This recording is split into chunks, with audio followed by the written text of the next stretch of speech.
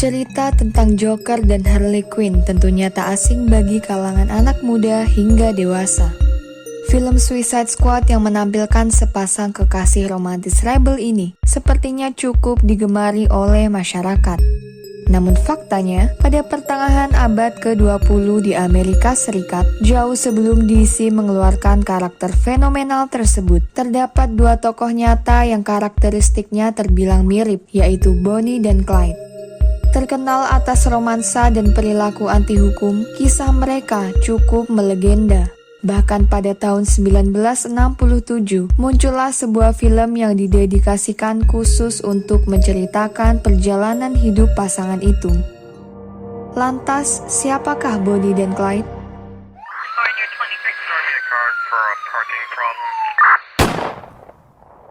Halo semuanya, aku Nadia Ayu. Terima kasih telah mengklik video ini. Sebelum kita melanjutkan pembahasan, jangan lupa klik tombol subscribe serta nyalakan lonceng untuk update video terbaru. Langsung saja, mari membahas tentang kisah pasangan kriminal Bonnie dan Clyde. Bonnie Elizabeth Parker lahir tahun 1910 di Rowena, Texas, dan merupakan anak kedua dari 3 bersaudara. Sementara itu, Clyde Chestnut Barrow lahir pada tahun 1909 dalam keluarga petani yang sederhana di Ellis County, Texas. Mereka pertama kali bertemu pada awal tahun 1930. Bonnie Parker yang saat itu berusia 19 tahun sebelumnya telah menikah dengan pria bernama Roy Thornton. Mereka menjalin asmara ketika SMA dan memutuskan untuk berhenti dari sekolah, kemudian menikah. Namun saat pertemuannya dengan Clyde, hubungan Bonnie dengan suaminya tidak harmonis, dan Roy juga diketahui sedang berada di penjara. Status pernikahan Bonnie nampaknya tak menghalangi pilihannya untuk berkencan dengan Clyde. Mereka langsung dimabuk asmara tak lama setelah bertemu. Meskipun baru berusia 21 tahun, Clyde Barrow telah melakukan berbagai tindakan kriminal. Selang beberapa minggu setelah bertemu Bonnie, dia ditangkap dan ditahan di penjara East Ham Farm, Texas dengan dakwaan pencurian mobil. Bonnie yang sedang tergila-gila pada Clyde mencoba membantu membebaskannya dengan cara menyelundupkan sebuah pistol saat kunjungannya ke penjara. Clyde akhirnya berhasil lolos, namun tak lama dia ditangkap kembali dan melanjutkan hukumannya. Pada waktu itu, kehidupan di penjara sangatlah keras. Para napi dipaksa bekerja berat seharian di tengah teriknya matahari.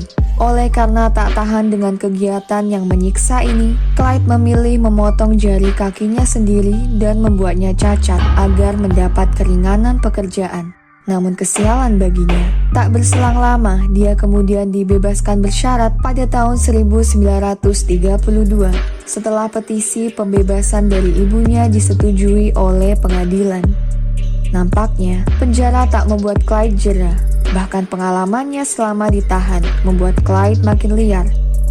Setelah keluar dari East Ham Farm, Clyde merekrut beberapa teman masa kecilnya dan membentuk sebuah grup yang dinamai Geng Barrow untuk membantunya merampok bank dan toko-toko kecil. Geng tersebut berkembang seiring berjalannya waktu.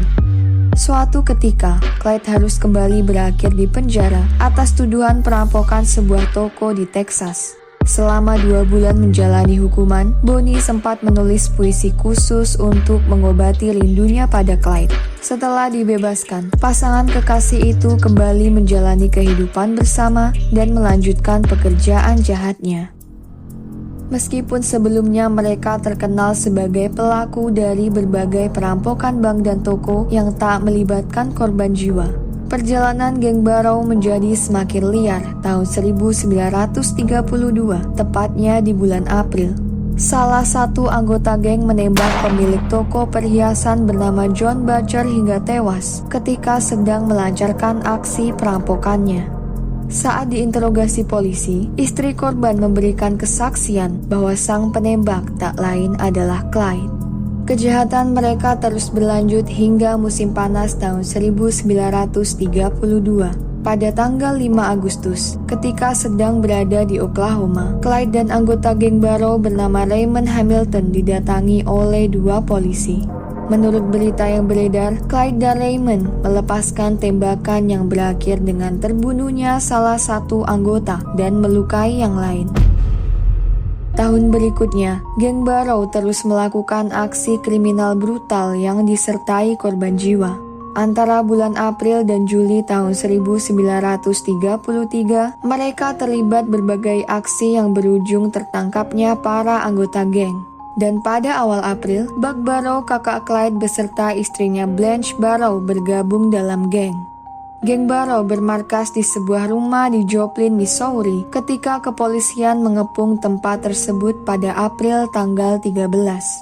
Seperti biasa, Bonnie dan Clyde tidak menyerah dan berusaha kabur. Dua anggota polisi terbunuh pada insiden ini. Kemudian di bulan Juli, geng tersebut pindah ke kota Platte di Missouri. Namun tak lama, pihak berwajib menemukan mereka.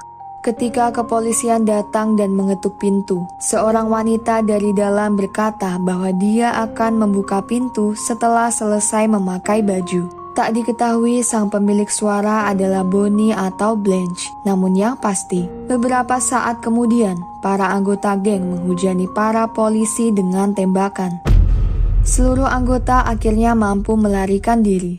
Pengejaran oleh polisi terus berlanjut. Suatu hari ketika Bonnie dan Clyde kabur dari rumah persembunyian lainnya pada 15 April 1933, polisi menemukan gulungan roll film foto yang belum dicetak dan selembar kertas puisi karya Bonnie yang tak sengaja mereka tinggalkan saat bergegas kabur.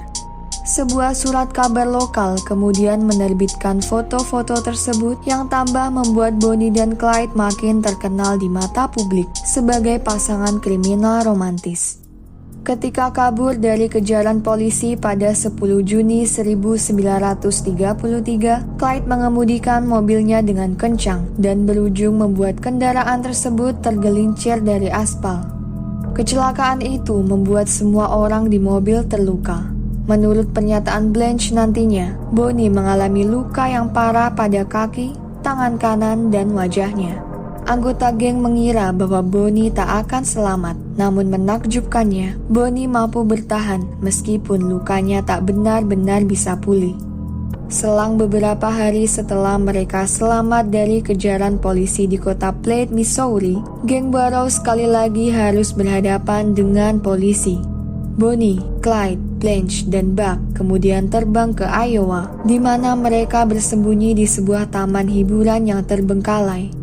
Ketika polisi menemukan keberadaan mereka, keempatnya berusaha kabur kembali. Namun malang bagi Buck dan Blanche, polisi berhasil menembak Buck dan peluru mengenainya beberapa kali. Blanche memutuskan tetap tinggal dengan suaminya dan membuatnya tertangkap. Buck kemudian meninggal di rumah sakit akibat kehilangan banyak darah, sementara Blanche ditahan. Pada 2 April 1934, Bonnie dan Clyde yang saat itu sudah menjadi perhatian umum, menembak beberapa anggota polisi yang mendatangi mobil mereka di pinggir jalan raya dengan beberapa saksi mata. Tindakan tersebut kemudian mengubah pandangan publik tentang mereka. Bonnie dan Clyde tak lagi dianggap sebagai pasangan pemberontak romantis yang hanya merampok dan tidak melukai orang. Malahan, insiden tersebut menebar teror di masyarakat, menjadikan keduanya ditakuti dan dibenci. Setelah berbulan-bulan melakukan tindakan kriminal dan menjadi buronan polisi, Bonnie dan Clyde akhirnya menemui takdir kematian mereka. Kepolisian yang sebelumnya telah mengintai dan mengetahui agenda keduanya pada hari itu menyusun rencana penyergapan. Mereka menunggu Bonnie dan Clyde di pinggir jalan pedesaan di Louisiana. Sesaat setelah melihat kedatangan Bonnie dan Clyde, mereka mulai menembaki mobil Ford V8 yang dikemudikan Clyde. Tak diragukan, peluru-peluru berhasil mengenai tubuh keduanya tanpa sempat melakukan perlawanan.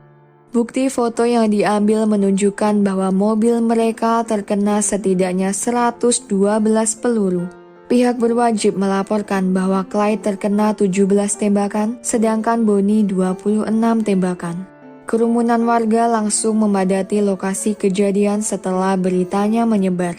Mereka tak hanya menjarah mobil tersebut, namun juga memotong rambut serta baju Bonnie dan Clyde untuk dijadikan sebagai souvenir.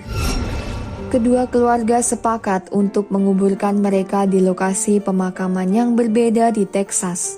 Pada 26 Mei 1934, ribuan orang memadati pemakaman Clyde, dan setidaknya 20.000 orang hadir di pemakaman Bonnie.